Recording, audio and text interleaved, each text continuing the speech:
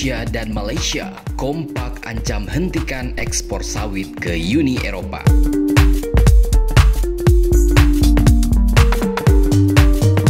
Indonesia dan Malaysia adalah produsen sawit terbesar ke-1 dan ke-2 dunia.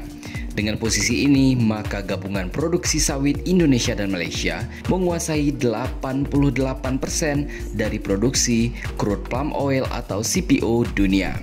Namun adanya isu yang tak berkesudahan dari Uni Eropa yang sejak zaman kapan tahu sudah menakut-nakuti kedua penguasa sawit ini dengan berbagai aturan mereka untuk menahan laju kedikdayaan sawit menjajah Eropa dan menyingkirkan minyak nabati lainnya seperti minyak bunga matahari dan minyak canola, lama-lama membuat Indonesia dan Malaysia juga menjadi gerah bunda.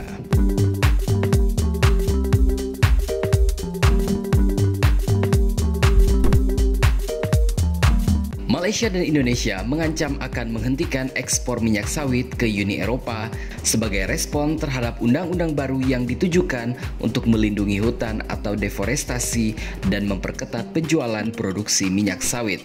Aktivis lingkungan disebut menyalahkan industri kelapa sawit atas maraknya pembukaan hutan hujan Asia Tenggara, meskipun Indonesia dan Malaysia telah membuat standar sertifikasi keberlanjutan wajib untuk semua perkebunan.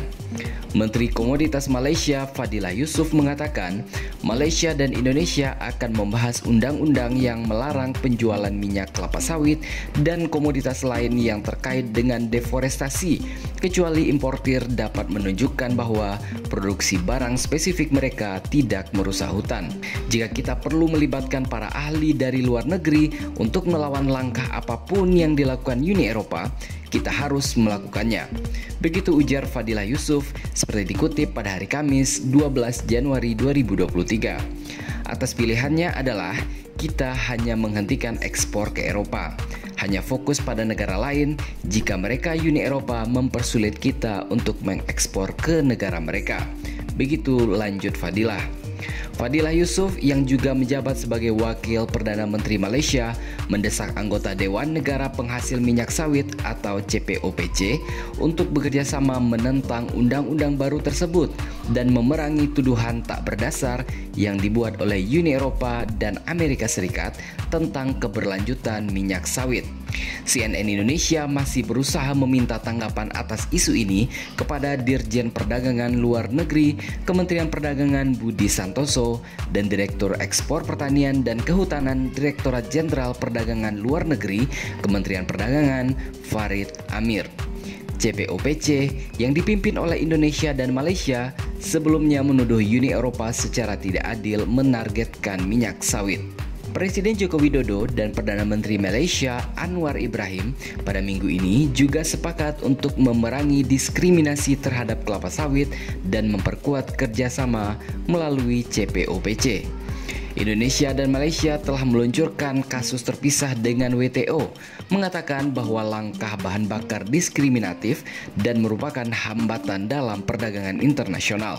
Sementara itu, Duta Besar Uni Eropa untuk Malaysia, Michalis Rokas, mengatakan tidak melarang impor minyak sawit dari negara tersebut dan membantah bahwa undang-undang deforestasi menciptakan hambatan ekspor Malaysia ke Uni Eropa.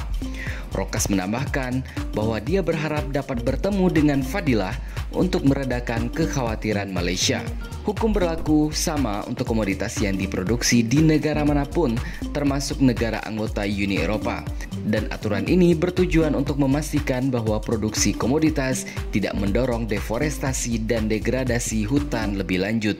Begitu ujar Rokas. Di sisi lain, permintaan Uni Eropa untuk minyak sawit diperkirakan menurun secara signifikan selama 10 tahun ke depan, bahkan sebelum undang-undang baru tersebut disetujui.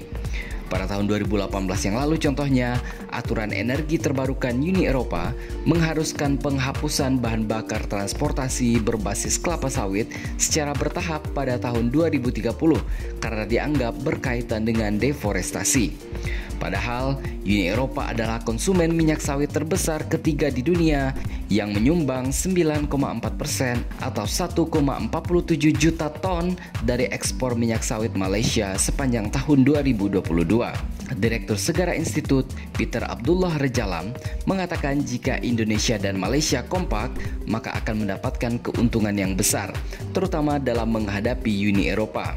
Kalau Indonesia dan Malaysia kompak mengatur suplai CPO, termasuk dengan menghentikan ekspor CPO ke Eropa, harga CPO akan terjaga tinggi. Eropa akan kehilangan pasokan CPO mereka. Industri mereka pun akan terganggu. Begitu ujar Peter kepada bisnis pada hari Kamis, 12 Januari 2023. Selain itu, dia menegaskan bahwa Indonesia tak perlu takut akan digugat ke Organisasi Perdagangan Dunia atau WTO. Pasalnya, lanjut dia, CPO ditolak oleh Uni Eropa dengan alasan lingkungan. Lebih jauh, jika Indonesia memblokir CPO ke Uni Eropa, maka tidak ada alasan untuk Uni Eropa menggugat ke WTO.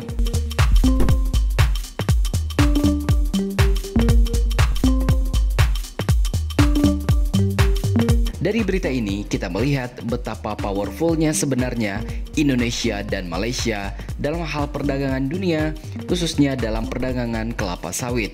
Namun, justru cara yang paling jitu agar Uni Eropa akhirnya mengizinkan sawit Indonesia dan Malaysia leluasa beredar di Eropa adalah menghentikan ekspor atas produk-produk yang Uni Eropa sendiri tidak memiliki alternatif penggantinya, misalnya nikel dari Indonesia. Jika mau nikel, maka minyak sawit harus masuk ke sana secara leluasa. Ataupun mungkin bahan tambang lain yang sangat mereka butuhkan dan tidak ada penggantinya, sehingga bisa terjadi win-win solution antara Indonesia dan Uni Eropa. Begitupun Malaysia.